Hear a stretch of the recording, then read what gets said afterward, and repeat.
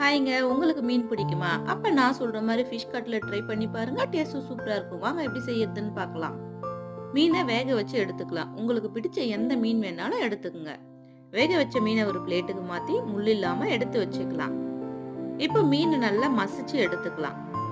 இப்போ தாளிச்சிடலாம். கடாயில எண்ணெய், பொடியா கட் பண்ண பெரிய வெங்காயம், பச்சை மிளகாய், கருவேப்பிலை சேர்த்து லேசா வதங்கினதும் 1 டீஸ்பூன் உப்பு, 1 டீஸ்பூன் மிளகாத்தூள், 1 டீஸ்பூன் கரம் மசாலா சேர்த்து கலந்துட்டு வேக வச்ச மீனை சேர்த்து கலந்துக்கலாம். மீன் ரொம்ப நேரம் வேகணுன்றது இல்ல, நல்ல மசாலாவோட கலந்தா போதும். கடைசியா கொத்தமல்லி தூவி இறக்கிக்கலாம். ஒரு பிளேட்டுக்கு மாத்தி நல்லா ஆறுனதும் 2 டீஸ்பூன் கார்ன்ஃப்ளவர் மாவு, 1 டீஸ்பூன் அரிசி மாவு சேர்த்து நல்லா பிசைஞ்சு எடுத்துக்கலாம். கிண்ணத்துல 2 முட்டையை உடைச்சு ஊத்தி நல்லா கலக்கி எடுத்து வச்சுக்கலாம். இன்னொரு கிண்ணத்துல பிரெட் கிரம்ஸ் எடுத்து வச்சுக்கலாம்.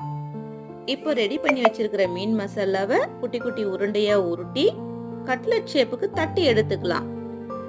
தட்டி வச்சிருக்கிற கட்லெட்டை முட்டையில டிப் பண்ணி பிரெட் கிரம்ஸ்ல பெரட்டி எடுத்துக்கலாம்.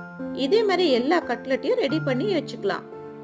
இப்ப கடாயில பொரிக்கிறதுக்கு தேவையான எண்ணெய் ஊத்தி எண்ணெய் சூடு ஏறினதும் ஒரு கட்லெட்டா பொரிச்சு எடுத்துக்கலாம். இவ்வளவுதாங்க, மொறு மொறுன்னு டேஸ்டியான ஃபிஷ் கட்லெட் ரெடி.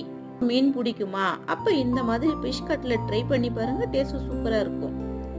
ட்ரை பண்ணி பார்த்துட்டு எப்படி இருக்குன்னு சொல்லுங்க. ஃப்ரெண்ட்ஸ் அண்ட் ஃபேமிலிக்கு ஷேர் பண்ணுங்க. இந்த மாதிரி வீடியோஸ் நம்ம சேனலை ஃபாலோ பண்ணுங்க.